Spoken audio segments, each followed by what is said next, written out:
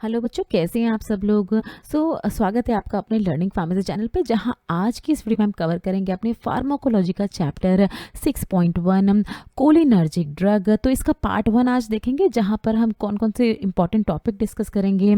तो डेफिनेशन देखेंगे क्या होती हैं कोलिनर्जिक ड्रग्स, इनकी बहुत ही इंपॉर्टेंट क्लासिफिकेशन डिस्कस करेंगे और बहुत ही इंपॉर्टेंट क्रिटिकल टर्म्स हम आज की इस वीडियो में अपने डिस्कस करेंगे। देखिए, इसका part first autonomic nervous system पे हम अपने चैनल पे पहले अपलोड कर चुके हैं फार्माकोलॉजी का। यहाँ आई बटन पे क्लिक करके आप उस वीडियो को देख सकते हैं और वो वीडियो देखने के बाद ही आप बच्चों इस वीडियो को देखें, क्योंकि बहुत सारे कंसेप्ट आपके क्लियर हो जाएंगे। अगर डायरेक्ट आप इस वीडियो को देखते हैं तो काफ़ी सारी चीज़ें हो सकता है आपको समझ ना आए, तो वो पार्ट 6.0 आप ज़रूर देखें और उसके बाद आके ये वीडियो देखें। वीडियो स्टार्ट करने से पहले बच्चों, अगर अभी तक आपने हमारे चैनल को सब्सक्राइब नहीं किया है तो सब्सक्राइब ज़रूर कर ले। इसी तरह की बहुत ही इंपॉर्टेंट वीडियो, लेक्चर्स, MCQ हम आपके लिए लेके आते रहते हैं। तो चलिए शुरू करते हैं अपना आज का सेशन। ना बच्चों, देखिए सबसे पहले बात करेंगे न्यूरो ह्यूमरल ट्रांसमिशन की। अब ये देखिए, न्यूरो ह्यूमरल ट्रांसमिशन आपके सिलेबस में है, तो इसके बारे में थोड़ा सा आपको पता होना चाहिए। सबसे पहले देखिए, हम बहुत ही सिंपल लैंग्वेज में समझेंगे कि किस तरह से नर्व इम्पल्स से ट्रांसमिशन होता है हमारे पूरे ही बॉडी में, हमारे नर्व्स के थ्रू। यहाँ पर आप देख रहे हैं ये जो नर्व है, देखिए ये 2 नर्व्स है मान लीजिए। तो ये सबसे पहले स्टार्टिंग नर्व है और यहाँ पर आया गया है बीच में साइनैप्स। तो इस नर्व को क्या कहा जाएगा? प्री साइनेप्टिक न्यूरॉन कहा जाएगा या प्री साइनेप्टिक नर्व कहा जाएगा। साइनैप्स बनने के बाद, साइनैप्स क्या होता है? 2 नर्व्स के बीच का जो ये वाला पार्ट होता है, इसको कहते हैं साइनैप्स, जहां से ही सारे ट्रांसमिशन होते हैं, जहां पर ह्यूमरल एजेंट्स ट्रांसमिट होते हैं एक नर्व से दूसरे नर्व पे। तो ये वाली जो नर्व है साइनैप्स के बाद, इसको क्या कहा जाएगा? पोस्ट साइनेप्टिक न्यूरॉन कहा जाएगा, क्योंकि ये साइनैप्स के बाद आई है। यहाँ पर आप देख सकते हैं, यहाँ पर ये एक फर्स्ट न्यूरॉन है, तो प्री साइनेप्टिक सेल है। यहाँ पर साइनैप्स फॉर्म हो गया, तो ये वाली जो न्यूरॉन है इसको कहा गया पोस्ट साइनेप्टिक सेल या पोस्ट साइनेप्टिक न्यूरॉन। तो इनके बीच में जब नर्व इंपल्स ट्रांसमिशन होते हैं, किसके थ्रू होते हैं? देखिए किसके मीन से होते हैं, तो कुछ ह्यूमरल एजेंट्स होते हैं। ह्यूमरल एजेंट्स जो है मतलब ये बायोजेनिक अमीन्स होते हैं, जैसे हिस्टामिन ट्रांसफर होना या कुछ अमीनो एसिड या पेप्टाइड ट्रांसफर होना। और इसके बाद ही जितने भी रिएक्शंस ट्रिगर होते हैं हमारी बॉडी में, वो इन्हीं तरह के नर्व इंपल्स ट्रांसमिशन के बाद ही होते हैं। तो इसी तरह के ट्रांसमिशन को, जहां पर इस तरह की ह्यूमरल एजेंट्स यानी हिस्टामिन, अमीनो एसिड और पेप्टाइड्स इन्वॉल्व होते हैं, इन तरह के ट्रांसमिशन को कहा जाता है न्यूरो ह्यूमरल ट्रांसमिशन। तो देखिए, हम देखेंगे सबसे पहले कोलिनर्जिक ड्रग्स की डेफिनेशन। तो देखिए, कोलिनर्जिक ड्रग्स ऐसी ड्रग्स होती हैं जो कि प्रोड्यूस करती हैं action similar to that of acetylcholine. अब देखिए, क्यों प्रोड्यूस करना है एसिटाइल कोलिन? होता क्या है, अगर हम सिंपल भाषा में बात करें तो ये एक हमारे ब्रेन में प्रेजेंट होने वाला न्यूरो ट्रांसमीटर होता है, जो कि नेचुरली प्रेजेंट होता है ह्यूमंस के ब्रेन में और ह्यूमंस की बॉडी में। बहुत सारे इसके एक्शंस होते हैं। अगर हम इनके एक्शंस की बात करें तो देखिए, हार्ट रेट को स्लोअर डाउन करना, बहुत सारी स्मूथ मसल्स होती हैं जिनकी कॉन्ट्रैक्शन कॉज करता है एसिटाइल कोलिन। ग्लैंड्स की अगर हम बात करें तो बहुत सारे ग्लैंड्स में सेक्रीशन करवाता है एसिटाइल कोलिन। बट कुछ केस में क्या होता है कि इसकी कंसंट्रेशन, जैसे अल्जाइमर्स डिसीज, ग्लूकोमा, उसमें क्या होता है इसकी कंसंट्रेशन काफ़ी कम हो जाती है। नेचुरली अगर जितना अमाउंट में प्रेजेंट होता है तो काफ़ी कम हो जाती है इसकी कंसंट्रेशन हमारे ब्रेन में, हमारी बॉडी में, जिसकी वजह से इस तरह के ड्रग्स को, कोलिनर्जिक ड्रग्स को प्रिस्क्राइब किया जाता है डॉक्टर्स के द्वारा। तो ये देखिए, डायरेक्टली भी एक्ट करती हैं इस तरह के कोलिनर्जिक ड्रग्स, डायरेक्टली और इनडायरेक्टली दोनों ही तरह से एक्ट करती हैं। अब ये क्लासिफिकेशन में वो हम पढ़ेंगे। या ये इस तरह के कोलिनर्जिक ड्रग्स क्या करती है? इंक्रीज कर देती हैं availability of acetylcholine to the receptor site. अब देखिए, मान लीजिए एसिटाइल कोलिन प्रेजेंट तो था, बट ये अच्छे से रिलीज नहीं हो पा रहा था अपने रिसेप्टर यानी मस्करानिक या निकोटिनिक रिसेप्टर पे बाइंड नहीं हो रहा था। तो इसको बाइंड करवाने का काम करती हैं, इनडायरेक्टली इंक्रीज कर देती है एसिटाइल कोलिन की अवेलेबिलिटी उसके रिसेप्टर्स के लिए, जिसकी वजह से एसिटाइल कोलिन की कंसंट्रेशन बढ़ जाए और बहुत सारी कंडीशंस में आराम मिल पाए। तो इस तरह से काम करती है कोलिनर्जिक ड्रग्स। तो देखिए, सबसे पहले बात करेंगे कोलिनर्जिक ड्रग्स में डायरेक्ट एक्टिंग कोलिनर्जिक एजेंट्स की। इनको देखिए क्या कहा जाता है? डायरेक्ट एक्टिंग कोलिनर्जिक एगोनिस्ट भी कहा जाता है, जो कि क्या करते हैं, देखिए किस तरह से काम करते हैं, डायरेक्टली बाइंड कर जाते हैं कोलिनर्जिक रिसेप्टर्स पे। बेसिक दो तरह के कोलिनर्जिक रिसेप्टर्स होते हैं, मस्करेनिक एंड निकोटिनिक। तो इस तरह के direct acting agent directly in तरह के रिसेप्टर्स पे बाइंड हो जाते हैं और इस तरह का देखिए ये गेट होता है, इस गेट की ओपनिंग करवा देते हैं ताकि ताकि जो भी आयंस हैं वो एक्स्ट्रा सेलुलर से उनकी मूवमेंट हो पाए इंट्रा सेलुलर, और जो भी डिजायर्ड इफेक्ट चाहिए वो मिल पाए।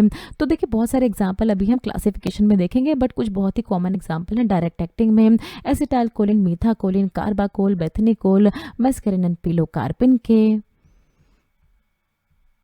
ना देखिए बात करेंगे इनडायरेक्ट एक्टिंग कोलिनर्जिक ड्रग्स की। तो ये कैसे एजेंट्स होते हैं, देखिए अभी हमने डिस्कस किया था। ये क्या करते हैं, मान लीजिए ये प्री साइनेप्टिक गैंग्लियन है जहाँ पर एसिटाइलकोलिन प्रेजेंट तो है, बट यहाँ पर देखिए ये रिलीज नहीं हो पा रहा है किसी वजह से। तो इनडायरेक्टली एक्टिंग एजेंट क्या करते हैं, इनकी अवेलेबिलिटी को इंक्रीज कर देते हैं इनके रिसेप्टर साइड पे, इनके रिलीज को क्या करते हैं, एनहांस करते हैं, ताकि ये अपने वेसिकल से रिलीज हो पाए और बाइंड हो पाए अपने रिस्पेक्टिव रिसेप्टर से। तो यहाँ पर आपको यही बताया गया, देखिए इंक्रीज कर देते हैं availability of acetylcholine at the cholinergic receptor site. अब कौन कौन सी ड्रग्स आती है इनमें वो अभी डिस्कस करते हैं। देखिए बच्चों इस स्लाइड पे हम क्लासिफिकेशन डिस्कस करेंगे कोलिनर्जिक ड्रग्स की। तो अगर आप नोट्स बनाना चाहते हैं तो आप बना सकते हैं, बहुत ही सिंपल फेज में हम देखेंगे क्लासिफिकेशन। तो कोलिनर्जिक ड्रग्स देखिए दो तरह के हमने डिस्कस किए अभी, direct acting and indirect acting. Direct acting में देखिए आते हैं कोलिन एस्टर कैटेगरीज की ड्रग।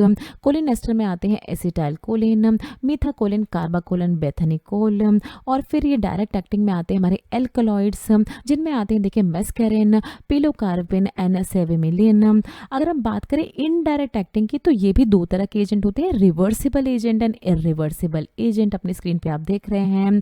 रिवर्सिबल एजेंट में बहुत ही इंपॉर्टेंट ड्रग्स आती हैं, जैसे फाइजोस्टिगमिन, नियोस्टिगमिन, पिरिडोस्टिगमिन, इरिडोस्टिगमिन, रिवास्टिगमिन, डोनाजिपिल। एंड यहाँ पर आप लास्ट देख रहे हैं एग्जाम्पल ऑफ द ड्रग का। अगर हम इरिवर्सिबल एजेंट्स में बात करें तो इसमें भी बहुत सारी ड्रग्स आती हैं, देखिए पैराथायोन, मेलाथायोन, डायाजियोन, सेरिन एंड सोमान। इस कैटेगरी की बहुत ही इंपॉर्टेंट ड्रग्स आती हैं इरिवर्सिबल एजेंट्स में। तो ये पूरी ही क्लासिफिकेशन बच्चों, अगर आप एग्जाम में अपना क्लासिफिकेशन लिखना है आपको, तो ये क्लासिफिकेशन एज इट इज आप लिख सकते हैं। बहुत ही एक्यूरेट क्लासिफिकेशन है ये कोलिनर्जिक ड्रग्स की। ना देखिए बात करते हैं बहुत ही इंपॉर्टेंट एंटी कोलिन एस्टरेज के बारे में। एंटी कोलिन एस्टरेज देखिए ड्रग्स होती है, बट एंटी कोलिन एस्टरेज के बारे में बात करने से पहले हम थोड़ा सा देख लेंगे एसिटाइल कोलिन एस्टरेज के बारे में। क्या होता है, देखिए एसिटाइल कोलिन एस्टरेज एक एंजाइम होता है जिसका काम क्या होता है, जिसका काम होता है एसिटाइल कोलिन को ब्रेक डाउन कर देना, किस में, acetic acid and choline moiety में तोड़ देता है एसिटाइल कोलिन को। मान लीजिए एसिटाइल कोलिन यहाँ प्री सिनेप्टिक अपने वेसिकल्स में प्रेजेंट है, यहाँ से सेक्रेट हुआ, बट इस एंजाइम की वजह से, जो कि क्या है एसिटाइलकोलिन एस्टरेज, इस एंजाइम पे बाइंड अगर ये एसिटाइलकोलिन हो जाता है तो इसका ब्रेक डाउन हो जाता है। और ये देखिए पोस्ट साइनेप्टिक न्यूरॉन्स मतलब अपने रिसेप्टर्स तक ये पहुंच ही नहीं पाता है। अब रिसेप्टर तक पहुंच नहीं पा रहा है तो जैसे हमने देखा था एसिटाइलकोलिन के बहुत सारे एक्शंस थे, जैसे बहुत सारे ग्लैंड्स में इसका सेक्रेशन का काम होता है, इसका बहुत सारा सेक्रेशन करवाता है हमारी बॉडी में, तो वो सारे काम नहीं हो पा रहे हैं। तो इसीलिए दी जाती है कुछ कैटेगरीज की ड्रग जिनको कहा जाता है एंटी कोलिन एस्टरेज। ये क्या करती है, ये ब्लॉक कर देती है एसिटाइल कोलिन एस्टरेज एंजाइम को, जिसके कारण क्या है एसिटाइल कोलिन इस पे बाइंड ना हो पाए और एसिटाइल कोलिन जो है वो अवेलेबल रहे अपने इन रिसेप्टर्स के लिए। तो इस तरह की ड्रग्स का इस्तेमाल किया जाता है। बहुत ही कॉमन है देखिए नियोस्टिगमिन ब्रोमाइड एंड पिरिडोस्टिगमिन ब्रोमाइड, जो बहुत ही ज़्यादा प्रिस्क्राइब की जाती है डॉक्टर्स के द्वारा अलग अलग कंडीशंस को ट्रीट करने के लिए। कि अब हम बहुत ही ज़्यादा इंपॉर्टेंट टर्म्स आपसे डिस्कस करने वाले हैं अपने नेक्स्ट स्लाइड पे। उससे पहले थोड़ा सा आपको पता होना चाहिए नर्वस सिस्टम के बारे में, जो कि हमने अच्छे से डिस्कस किया था अपनी पार्ट फर्स्ट में। यहाँ आई बटन पे क्लिक करके आप पूरी ही वीडियो देख सकते हैं, बट ब्रीफली आपको बता देते हैं। नर्वस सिस्टम जो है देखिए दो पार्ट्स में डिवाइड होता है, central nervous system and peripheral nervous system. CNS के देखिए होते हैं ब्रेन एंड स्पाइनल कॉर्ड जो मेन पार्ट होते हैं। अगर हम बात करें पेरिफेरल नर्वस सिस्टम तो इसमें होता है क्या, afferent neuron and efferent neuron. If ये क्या होता है देखिए बहुत ही ब्रीफली अगर आपको बताएं तो देखिए मान लीजिए आपकी स्किन पे कोई कट लगा है अगर, तो स्किन पे जो कट है उसकी इंफॉर्मेशन हमारे ब्रेन तक पहुंचाएगी कौन सी न्यूरॉन, एफरेंट न्यूरॉन। अब ब्रेन तक तो इंफॉर्मेशन पहुंच गई कि कट लग गया है, पर आपको नहीं पता चलेगा। आपको कब पता चलेगा, जब ये इफरेंट न्यूरॉन जब आप देख रहे हैं, जब ये इंफॉर्मेशन हमारे ब्रेन से उस हमारे स्किन के उस पार्ट तक इंफॉर्मेशन पहुंचाएगी, तब आपको पता लगेगा कि आपको कोई कट लगा है।